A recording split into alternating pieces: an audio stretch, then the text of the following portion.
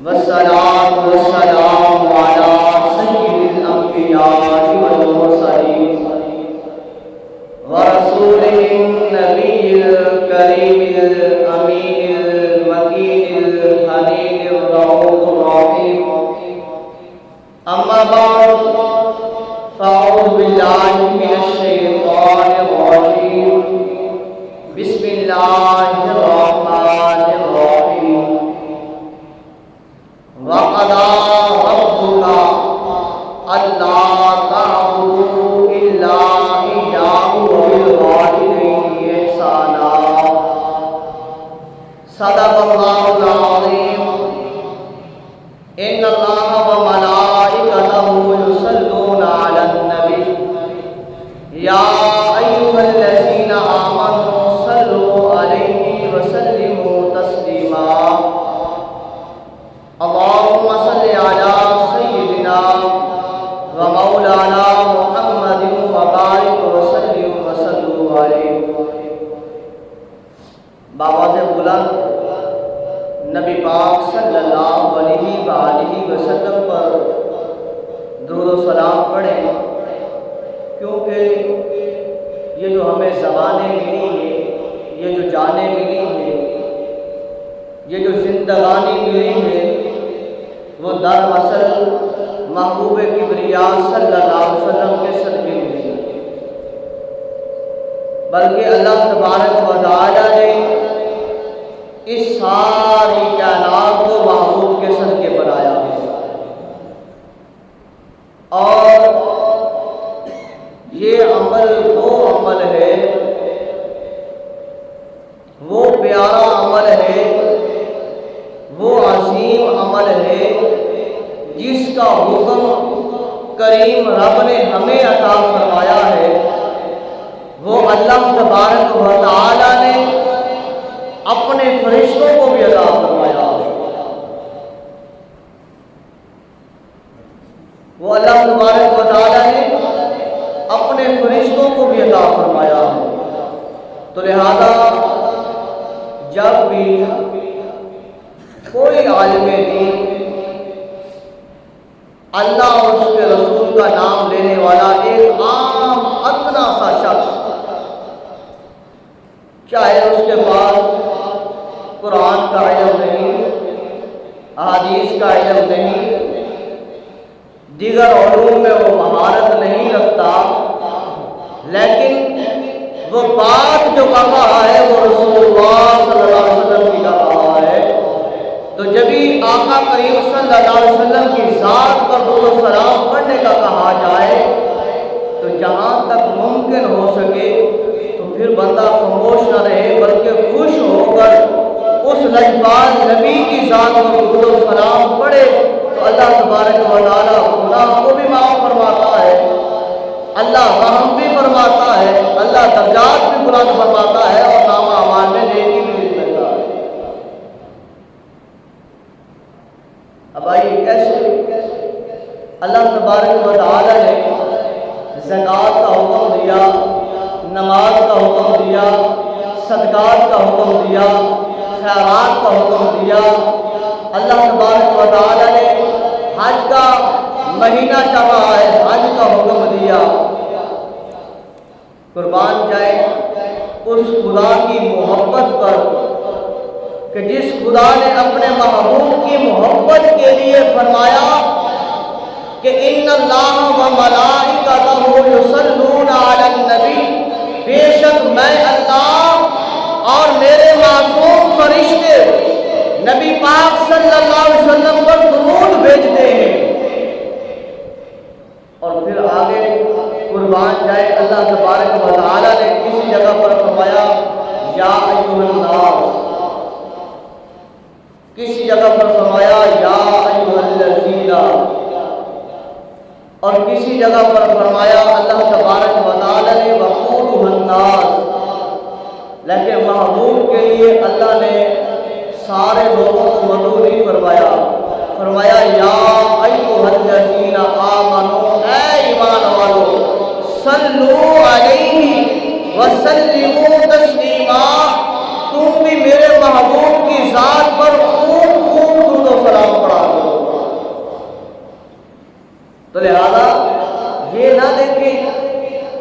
والا کون ہے؟ بول کون رہا ہے؟ کہہ کون رہا ہے؟ کس ذات کا ہے؟ کون ہے؟ نہیں، یہ دیکھیں جملہ کیا ہے، بات کس کی ہو رہی ہے؟ اپنی نہیں، کسی اور کی نہیں، اس کی بات ہو رہی ہے جس کے لیے اللہ نے اس ساری کائنات کو بنایا ہے، جس کے لیے اللہ نے جنت جہنم کو بنایا ہے۔ اے محبوب، اے میرے محبوب، جو تجھے مانے گا وہ جنت میں جائے گا، جو تجھے نہیں مانے گا وہ جہنم میں جائے گا۔ تو اس ذات پر پتھروں نے بھی کلمہ پڑھا ہے، اس ذات پر پتھروں نے بھی درود و سلام پڑھا ہے، اس ذات پر اللہ نے بھی، فرشتوں نے بھی، پہاڑوں نے بھی، چرند پرندوں نے، حتیٰ کہ دھاڑنے والے جو درندے ہیں انہوں نے بھی اس ذات پر درود و سلام پڑھا ہے۔ صحابی رسول ہے، جنگل کا سفر ہے، کر رہے ہیں تو راستے میں جو ہے وہ شیر آ جاتا ہے بھاگتا ہوا، تو وہ صحابی رسول ڈرتے نہیں ہیں، انہیں پتا ہے کہ میں کس کا غلام ہوں، میں کس نبی کا میں نے کلمہ پڑھا ہے۔ یہ تھوڑی ہے کہ صرف یہ جنگل کا دھاڑنے والا یہ درندہ دھاڑے اور محمد عربی کا غلام ڈر جائے اور جگہ کو چھوڑ کر بھاگ جائے اور گھر جا کے کھڑا ہو۔ فرمایا نہیں ہو سکتا، سینہ تان کے آگے کھڑے ہو جاتے ہیں اور فرماتے ہیں اے دھاڑنے والے شیر، اے پھاڑنے والے شیر، تیرا کام ہے دھاڑنا، تیرا کام ہے پھاڑنا، تیری ہیبت سے جنگل کے جانور ڈرتے ہیں۔ توجہ کرنا، صحابی رسول کا عقیدہ ایمان کہ اے دھاڑنے والے، اے پھاڑنے والے، تیری آواز سے، تیری ہیبت سے، تیرے بولنے سے تیرے یہ جانور ڈرتے ہیں، محمد عربی کا غلام نہیں ڈرتا۔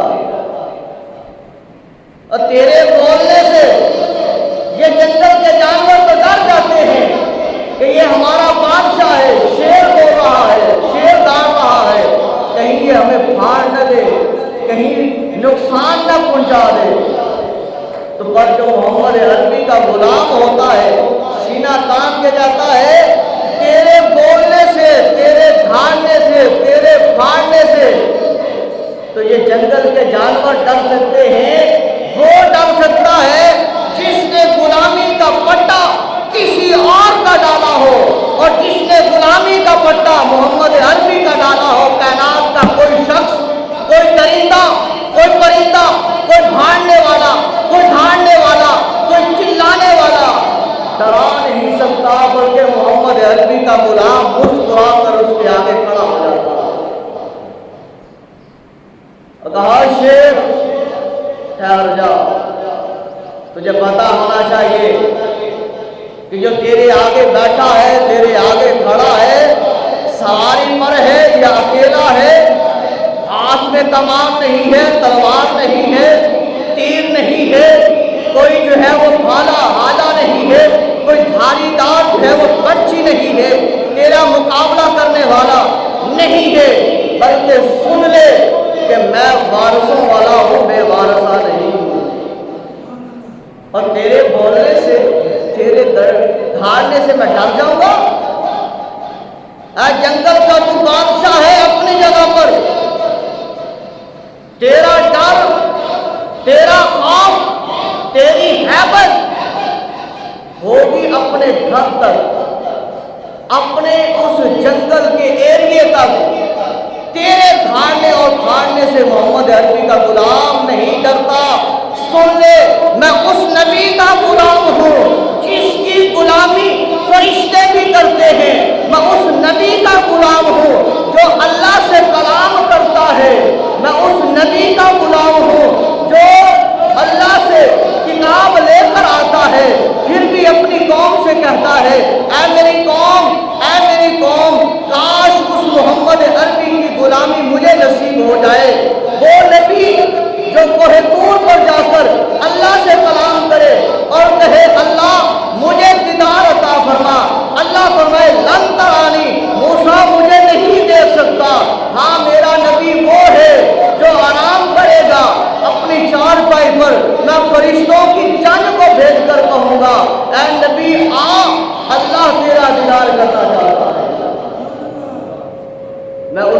کا غلام ہوں جو مسجد اقصی میں 1,24,000 قوموں پہ اس پیغمبر کھڑے ہو کر ہاتھ باندھ کر انتظار کر رہے ہوتے ہیں، اور یوسف نبی جیسا جلیل القدر نبی جس کے چہرے کو دیکھ کر مصر کی عورتیں اپنے ہاتھ کٹوا لیتی ہیں، وہ بھی کھڑا ہو کر عرض کرتا ہے یا رسول اللہ آپ کی ان کی زلفوں، آپ کی یہ جو زلفیں حسین ہیں، ان پر اپنے جان کو قربان کرنے کو جی چاہتا ہے۔ شیر میں اس محمد عربی کا غلام ہوں، فرمایا اس رسول اللہ صلی اللہ علیہ وسلم کے غلام کا یہ کہنا تھا، تو وہ شیر جس کا کام ہے دھاڑنا، جس کا کام ہے پھاڑنا، وہ وہیں پر کھڑا ہو جاتا ہے، تم ہلاتا ہوا کہتا ہے اگر تو اس محمد عربی کا غلام ہے تو پھر یہ شیر، یہ بادشاہ تیرا غلام ہے۔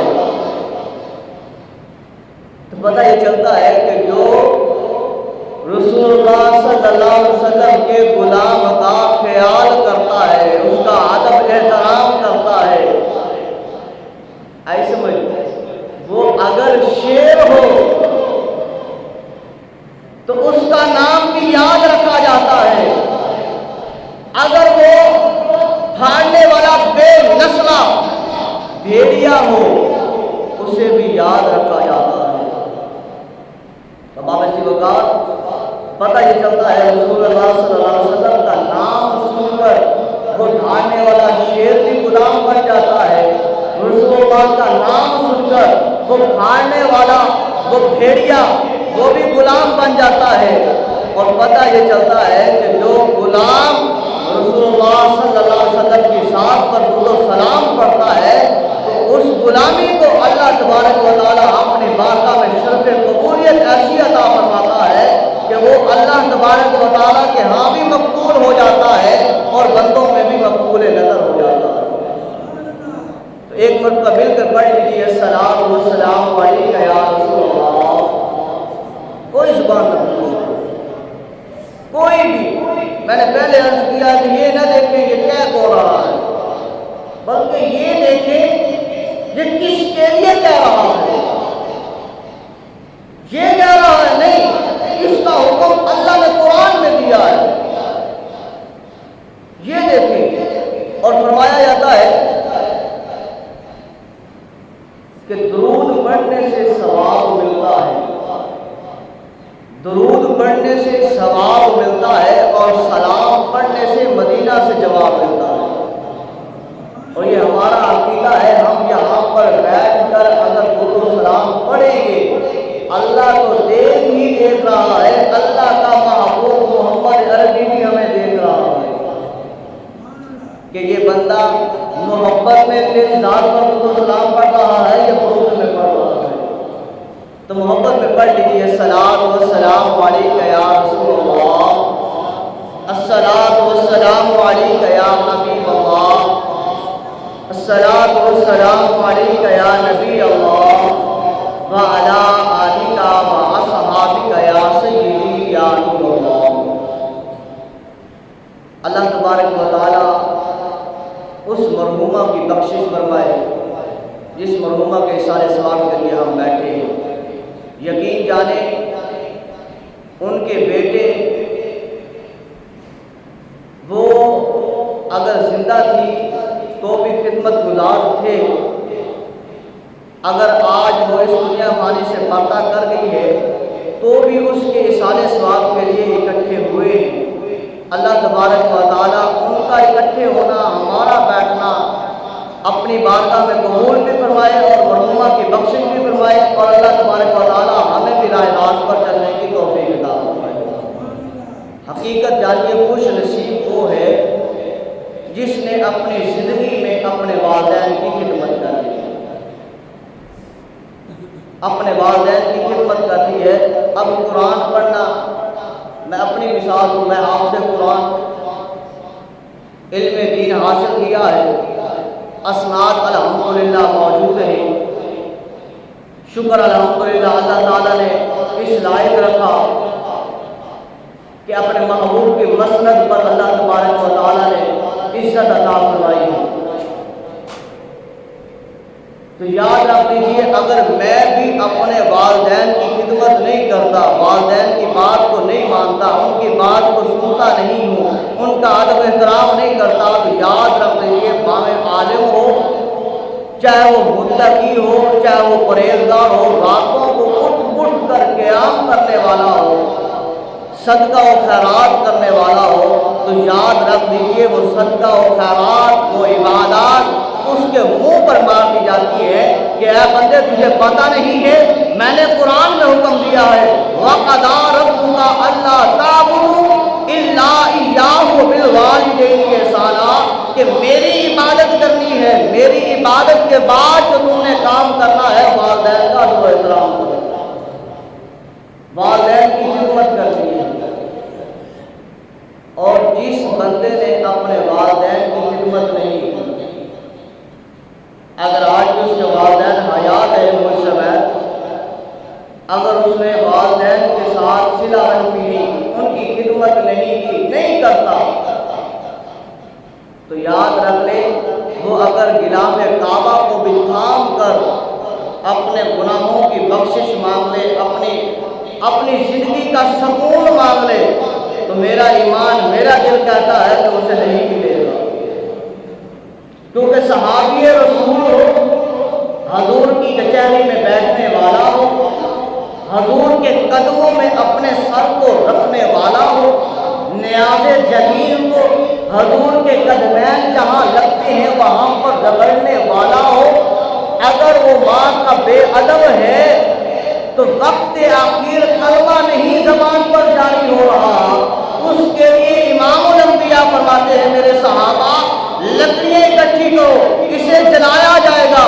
عرض کی گئی یا رسول اللہ وجہ کیا ہے؟ فرمایا یہ ماں کا بے ادب ہے، ماں کا جو بے ادب ہے اسے کلمہ بھی نصیب نہیں ہوتا، تو اسے جو ہے وہ قبر کا عذاب بھی ملتا ہے، حشر کے دن جہنم کا عذاب بھی ملے گا۔ اور اس ماں کا مقام کیا ہوگا جس ماں کے لیے محبوب فرماتے ہیں میرے صحابہ عشاء کی نماز میں پڑھ رہا ہوتا اور حجرے سے میری ماں کہتی اے بیٹا محمد، تو میں نماز چھوڑ دیتا تو اپنی ماں کی آواز پر تسبیح کہتا ہوا چلا جاتا۔ تو یاد رکھ لیں بات جو کر رہا تھا کہ جو بندہ، جو نوجوان، جو بزرگ اگر سفید داڑھی ہو گئی ہے، ماں کو راضی نہ کر سکا، باپ کو راضی نہ کر سکا، باپ بھی اس سے ناراض گیا، ماں بھی اس سے ناراض گئی، یا اب بھی موجود ہے ان دونوں میں سے کوئی ناراض ہے، اگر آج بھی ان کے پاؤں پکڑ کے معافی مانگ لیتا ہے تو وہ بندہ راہ راست پر اور کامیاب ہو جائے گا اور زندگی میں سکون ملے گا۔ اگر نہیں کرتا،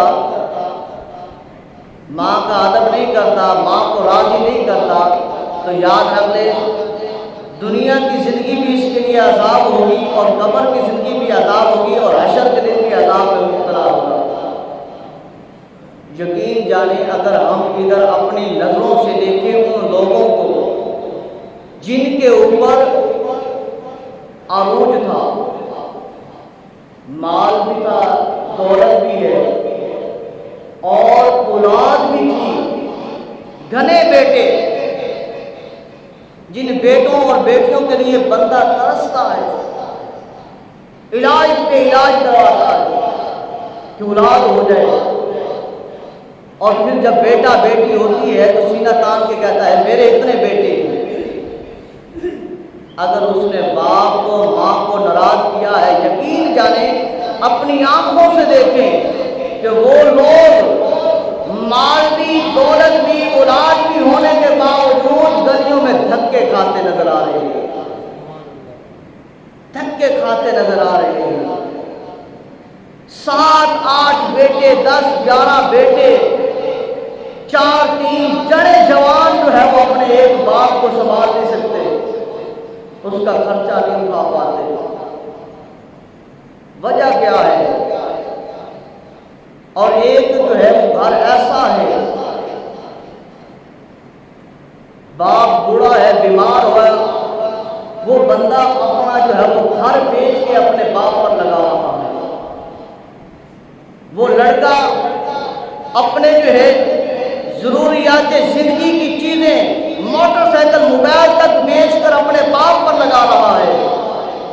وجہ کیا ہے؟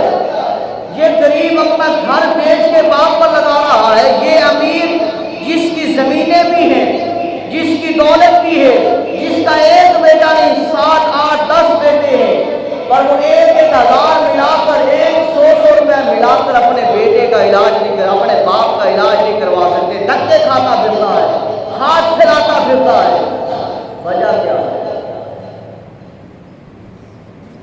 وجہ کیا ہے؟ شیخ سعدی رحمۃ اللہ علیہ یہاں پر فرماتے ہیں، شیخ سعدی رحمۃ اللہ علیہ آپ فرماتے ہیں یہ زندگی کا اصول لے لیجیے اور اپنی زندگی میں انہیں پرکھیں تو اس میں یقین جانیں خطا نہیں ہوگی.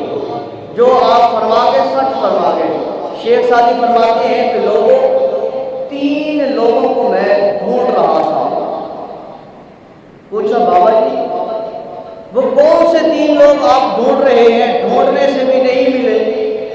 کہا لوگوں دیکھو جب میں ان 3 شخصوں کو ڈھونڈ رہا تھا نا، جوانی کا عالم تھا، داڑھی کالی، مونچھیں کالی، سر کے بال کالے اور کمر تنی ہوئی، جوانی کے عالم میں.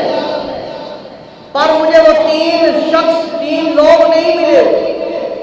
اب میری داڑھی سفید ہو گئی ہے، سر کے بال سفید ہو چکے ہیں، کمر میری جھک گئی ہے، پر مجھے وہ 3 لوگ نہیں ملے. کہا حضور کون سے 3 ایسے لوگ آپ ڈھونڈ رہے ہیں جو آپ کو ملے نہیں ہیں اور اتنی زندگی کا عرصہ گزر گیا؟ آپ فرماتے ہیں نصیحت کے طور پر آپ فرماتے ہیں دیکھیں پہلا شخص جو ماں باپ کا نافرمان ہے، ماں باپ کا نافرمان شخص جس نے اپنے ماں کو اپنے باپ کو تنگ کیا، جس نے اپنی ماں کو اپنے باپ کو اذیت دی، جس نے اپنی ماں کو اپنے باپ کو دھکے دے کر گھر سے نکالا. کیا میرے بھی خرچے ہیں، میری اولاد ہے، ان کی پڑھائی لکھائی سارے معاملات ہیں، میں کہاں سے تمہارا خرچ اٹھاؤں؟ فرمایا جس نے ایسا کیا ہے نا مجھے زندگی ہو گئی اس بندے کو ڈھونڈتے ہوئے کہ اسے زندگی میں سکون ملا ہو. فرمایا زندگی گزر گئی پر میں نے ایسے شخص کو نہیں دیکھا کہ جس نے اپنی زندگی میں اپنے ماں باپ کو تنگ کیا ہو، ذلیل کیا ہو، پریشان کیا ہو اور خود پریشان ہونے سے پہلے مر گیا ہو، خود اذیت اور تکلیف میں مبتلا ہونے سے پہلے مر گیا ہو. یاد رکھو اگر اولاد ہے تو اولاد سے ذلیل و رسوا ہوگا. اگر اولاد اللہ نے نہیں دی، اگر اللہ نے شادی کا سبب بھی مہیا نہیں کیا، ماں باپ کا نافرمان تھا، اب اس کی اولاد نہیں ہے، شادی نہیں ہوئی، تو اسے لوگ ذلیل و رسوا کریں گے، چوکوں سے گزرے گا، چوراہوں سے گزرے گا، لوگ جو ہے وہ پتھر ماریں گے، لوگ جو ہے وہ کہاں لگائیں گے، لوگ کہیں گے یہ پاگل جا رہا ہے، یہ مجنون جا رہا ہے، یہ فلاں جا رہا ہے، یہ زانی جا رہا ہے، یہ شرابی جا رہا تھا، یہ بدماش ہے، یہ فلاں ہے. لوگوں کی طرف بھاگے گا، کسی کو پتھر مارے گا، کسی کو گالیاں دے گا، کسی کو کچھ کہے گا، کسی کو کچھ کہے گا، آخر اپنا سر پکڑ کر دوسری جانب چلا جائے گا. تنگ کرنے والے پھر بھی تنگ کریں گے. فرمایا وہ سوچے جس وقت اس کے اوپر جوانی تھی اور اس کے ماں باپ نے اسے سمجھایا پر ماں باپ کے سامنے سینہ تان کے یہ بولا تھا، ان کی بے ادبی کی تھی، اس وجہ سے آج ذلیل و رسوا ہو رہا ہے. تو شیخ سعدی کی پہلی نصیحت آپ فرماتے ہیں جس نے والدین کی بے ادبی کی ہے اگر وہ والدین کو راضی نہیں کر پاتا تو جب تک وہ خود اس حالت میں مبتلا نہ ہو اس وقت تک اللہ اس پر موت بھی نہیں جانے دیتا. دوسرا شخص، پہلا پتہ چل گیا والدین کا، دوسرا شخص ظالم. ظالم جو شخص ہے، ظالم جو اس سے کم ہے ان کے اوپر ظلم کرتا ہے. ہر بندے کو حقیر جانتا ہے. تو ظالم کو میرے پاس مال ہے، میرے پاس دولت ہے، بس میں ہی سب کچھ ہوں. فرمایا جو ظالم، شیخ سعدی فرماتے ہیں ظالم جس نے کسی کے اوپر ظلم کیا ہو اور وہ مر گیا ہو، کسی پر ظلم کیا ہو اور وہ مر گیا ہو، فرمایا ایسا نہیں ہو سکتا جب تک اس بندے کے اوپر ظلم نہیں ہوگا اس وقت تک وہ مرے گا نہیں. تو لہذا جو ظالم ہے، جو کسی کے اوپر ظلم کرتا ہے، شیخ سعدی فرماتے ہیں اس وقت تک اس پر بھی موت نہیں آتی جب تک کہ اس کے اوپر کوئی ظالم ظلم نہ کرے. جب اس کے اوپر ظلم ہوگا پھر گڑ گڑاتا پھرے گا، پھر جو ہے وہ لوگوں کے سامنے جو ہے اپنے ہاتھ اور پاؤں جوڑتا پھرے گا، میرے اوپر ظلم ہو رہا ہے. کہا جوانی کو دیکھے، اپنے ماضی کو دیکھے، جب جوان تھا، جب تیرے پاس دولت تھی، جب تیرے پاس شہرت تھی، جب تیرے پاس لوگوں کے جو ہے حق تھے کہ میرا فلاں کس سے رابطہ ہے، فلاں پولیس والے کے ساتھ رابطہ ہے، اس پر تو لوگوں سے ظلم کرتا رہا. فرمایا اس وقت تک موت نہیں آگی جب تک تیرے اوپر ظلم نہیں ہوگا. تیسری بات سن لیجیے، اللہ اکبر.